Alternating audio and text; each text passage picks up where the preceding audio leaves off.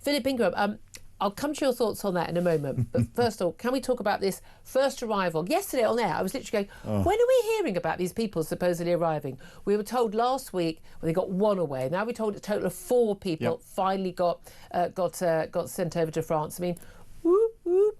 I mean, get the confetti out and all the streamers and the party. Oh, 4 of them, yes. I mean, really, if you're just listening to that, that would have been really weird without the hand movement. But anyway, and finally the hand movement was weird. It was all weird. Sorry about that. And then a family of 3, parents and a small child. They become the first asylum seekers here. It's interesting, isn't it? It's a family with kids as opposed to young men in their early 20s who are getting. But I mean, what do you make of this? The first one in as opposed to the one out that we've seen. I've got a question as to whether this family unit counts as one of the one in, one out. Good point. Or whether, because there's 3 in it counts as 3 of the 4 that have gone out. Does the child count at least? I mean, again, exactly. Going to go to school, going to need housing. Exactly, and this is where the government is being very opaque in its statements. But also, they'll have to have had some link with Britain. Assuming they speak perfect English, but my thing is, here's the thing: it's not like a mother and a child joining the dad. Doesn't sound like it. No, a family it of 3 suggests mum, dad, and kid, doesn't it? And they're in France. I thought France was safe. Yeah, apparently, reading the story behind this, there is now a website where individuals can apply. Yeah, it's set up by the government. And therefore, there's now a legal route for people to apply for asylum. So there's no need for anyone to come to this country because there is now an official legal route. Yeah. Except, as we know, an awful lot of the largely young men arriving on those boats. Everyone says, well, if you set up, this is the bleeding heart liberal argument, but if you set up legal routes, people wouldn't have to come over the dinghies. Most of those people would not get through on the legal routes. And we are a welcoming country. There may well be people. I mean, the thing is, there's about 5 billion people around the world who could claim that they would have a better life in our country. How many do we take? If you're already in France, I would suggest you are already safe. And the other thing is, there's a lot of talk about this reducing the migration, the illegal migration that's coming across the channel. My maths was never brilliant, but 4 out, 3 in. Out of what is it? I mean, it's 41,000. 32,000. 32,000. So we've got 31,999 left, but we still have announcements of more to come in. But well done, everyone. This is a great success for the government. Well done, everyone. What is even a greater success is the proof again and again and again that the rate of criminality among people who are coming here as illegal migrants and even among people who are granted asylum is, I'm sorry, unacceptably high. I mean, one too many, but unacceptably high across the board. But a small boat migrant, DJ Osama, arrived here 2022. He happily filmed himself going through all these safe countries in Europe, and then filmed himself on the migrant boat, then filmed himself with the RNLI rescuing him. And then around the sites. Here I am in front of the Tower of London, and he granted asylum. No doubt he made a wonderful sob story about being the victim of goodness knows what. Granted leave to remain here. 2024, apparently, all suddenly much safer. And he headed back to Kabul on holiday. I mean, 5,000-mile trip. By the way, all these people, destitute, took 8 weeks holiday. I mean, from what job, I don't know. I mean, I don't know. There are many people in this country who could afford to go 5,000 miles journey to go to the other side of the world, to Afghanistan. He was there 8 weeks. Filming himself, national parks and, and all that, having a lovely time, and then comes back again. Home Office, not an issue. I mean, no monitoring, no interest. The guy's got a passport, right? He couldn't have gone in and out of the country, right? So they have a record of this man who apparently claims he cannot possibly go back to Afghanistan because it'd be unsafe. He goes to Afghanistan, he comes back from Afghanistan, and nothing is done. Same as nothing is done about £600 round-trip taxi journeys for asylum seekers and illegal migrants who want to go back to a doctor they first met when they first arrived here. Stuff that is just not remotely available to ordinary Brits. The Home Office is just that they are incompetent. They're, I would say, malign in terms of their willingness to allow these people into this country, and they just don't care about taxpayers' money or safety. criminal spending of taxpayers' money. There's one more movie that should be made about this guy that went off to Afghanistan, and that's the movie that is from the police body cams as they kick his front door down. They arrest him aggressively. They take him straight to Heathrow Airport or any other airport. They will pay him $2,000 to get on a plane. And pay him nothing and shove him on an aircraft. And if they can't land in Afghanistan, give him a parachute and drop him out. I'm sorry. Loving your work He needs to be taken out of this country aggressively, and that's where the government can start to wrestle the initiative back. Unless they start to do that, unless we see that, then. But again, it's like, did they get like on all these things? Did they know? Did they not? Did they know? If they didn't, they should have. Correct. Once they knew, they should have taken action. No action. And again, with all of these things, whether it's about £600 taxi fare, whether it's about people working illegally in the black market as Uber Eats or delivery riders, or whether it's people going on holiday to the place they said it's far too dangerous to go back to live in, whatever it is. Their abject lack of ignorance is scary. Their failure to act once notified. But the fact is they go, oh, we should do something about this. Now it's on the front page of The Sun. Now, I'm sorry, I don't think that government should only act because something's on the front page of The Sun. I say that as a Sun columnist. I think it's outrageous that no action is taken until it's on the front page of The Sun. This is public service, journalism to actually expose this stuff because nothing happens without it. And we see in other European nations. In France, there was an individual who criticised the French government. I think it was an imam from Algeria criticised the French government, and within a day or so of him openly criticising the political structures and Christianity and the French government, he was on a flight back and thrown out of the country. The same European human rights legislation applies to him. If the French can do it, why can't we? I know, it's so painful. I'd love to hear your thoughts on this as well. 0344 499 1000 is the number to call. But let's also talk about Andy Burnham, the king over the water, or at least, a couple hundred miles up the road from Westminster. He has done a number of interviews, New Statesman, very much Labour magazine, but also with The Telegraph. Not really, typical Labour territory.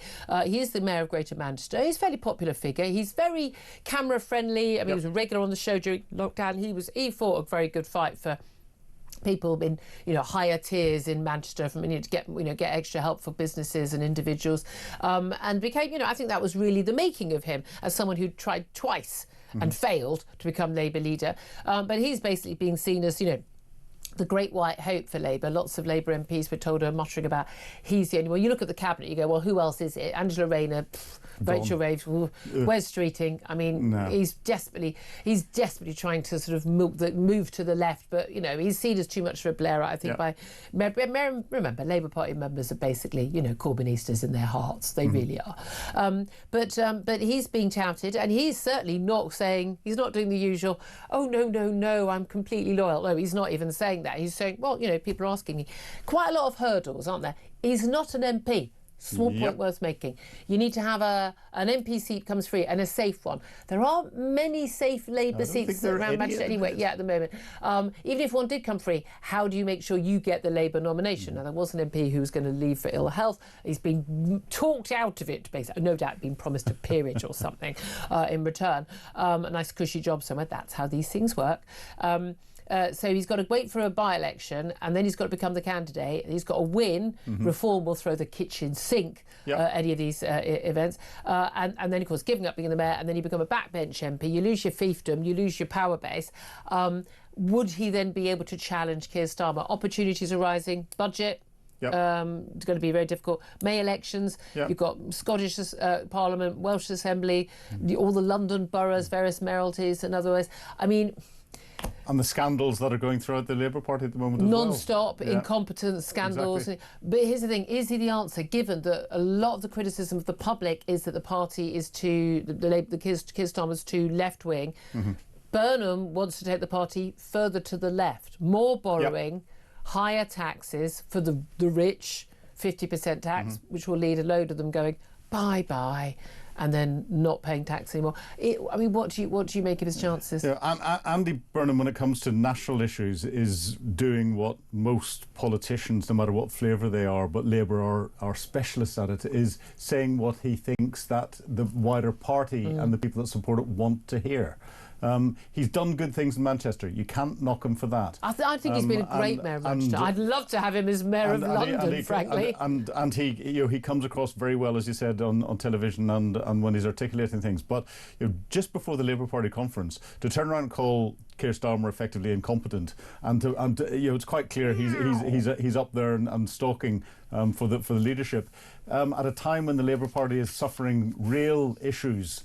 Both within government and those that are advising government. This is not a good move. No. And we're going to start to see further backbench rebellions, I think. But there's also going to be a backlash from Number 10. Of course there is. And we're definitely going to start seeing that. There's going to be some stories. They'll support the reform candidate that stands against them. Yeah, I mean, they really would, wouldn't they? And again, I mean, at the end of the day, it would be up to the NEC, which Keir Starmer has large amounts of control over, to decide who is going to be the candidate. Surely, you're just going to block him.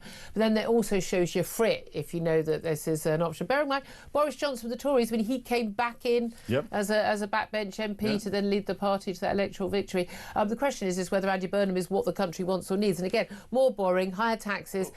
He wants to. One of his big things is he wants to raise council tax. People in the southeast in more expensive homes. Those will be those homes that people don't want necessarily to spend more money on. They haven't got a choice if you want to live in the southeast and you work here, and you're having to pay a ridiculous amount of money for a sort of 3-bedroom family home, which you could get for a few $100,000 anywhere else in the country, and people having to pay over $1 million, mortgaging themselves to their hills. I mean, it is. People think, people are like, they're swanning. If you look up like a £1 million property anywhere in the country other than the southeast, it's got a tennis court. It's got a pool, okay? £1 million property in London could be a flat, for goodness sake, and we're not talking Mayfair. So I mean, but he's talking about wanting to rejig all of the council taxes. You do that, you're going to upset more people than you please. People won't like it, and that's the reason why it's not been since 1987, I think, the last time it was done. And there's another immediate issue, and something Labour have never really been able to get their head around. If he comes in, he's another white, pale, male, stale individual. It is hilarious that the Labour Party that is so obsessed with diversity, equity and inclusion. Can't get a leader. First woman this, first woman that, ethnic minority this, ethnic minority that, and they just go from one white straight male. I couldn't care less. I've no interest whether you're a man or a woman, black or white. Doesn't matter as long as you're competent. I mean, competent. That would be a bare minimum. That's the criticism that'll come in straight away. Talking of old male, pale and stale, again, which I don't think should be... We're talking about me again? Yes, sorry. Boris Johnson.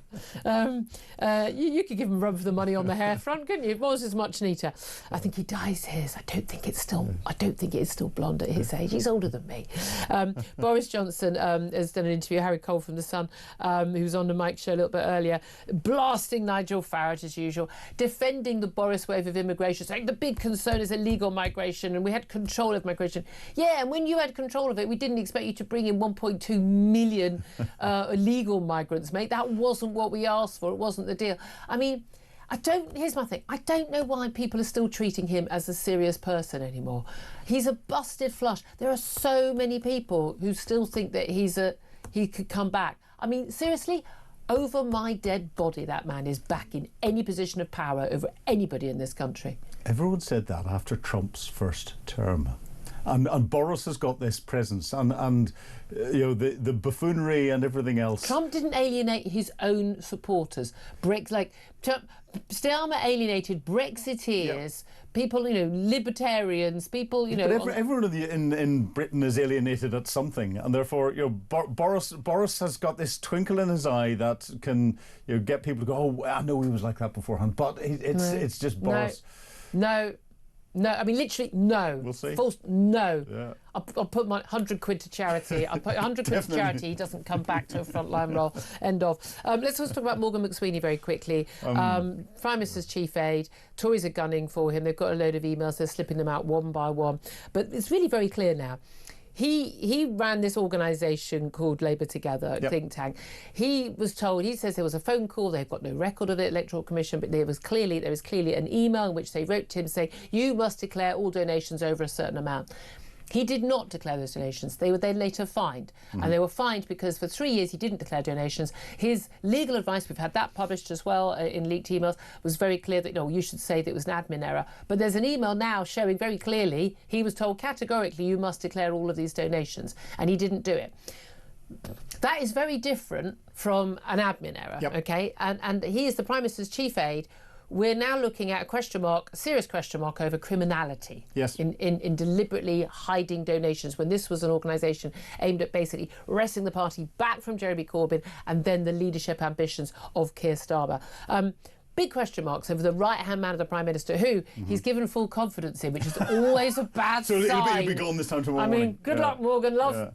But this is where Keir Starmer needs to be decisive. He needs to get rid of him immediately, because if this is what's dribbled out, there's going to be more that's going to dribble out. Oh, they're clearly doing it page by page by page. Exactly, and it is highly probable, I'll not go any further than that Keir Starmer knew all about it at the time, because he was his right-hand man and leading his campaign, and therefore that raises questions of integrity over our Prime Minister. But then there's been so many questions. Had those, at the end of the day, if there were a criminal investigation on Keir Starmer's own metrics, when he said before, there would have to be. But again, this is I said on the show yesterday, I don't know why the Tories want to oust Morgan McSweeney. He's the chief architect of Labour's work right now in government. If I were the Tories, I'd want to keep him there because he's doing a magnificent job. He is, but maybe they're hoping that it'll stimulate a no-confidence vote on an early election. Well, but that'll be Nigel. A no-confidence vote doesn't lead to an early election. That's the thing. It really doesn't. But anyway, we shall see.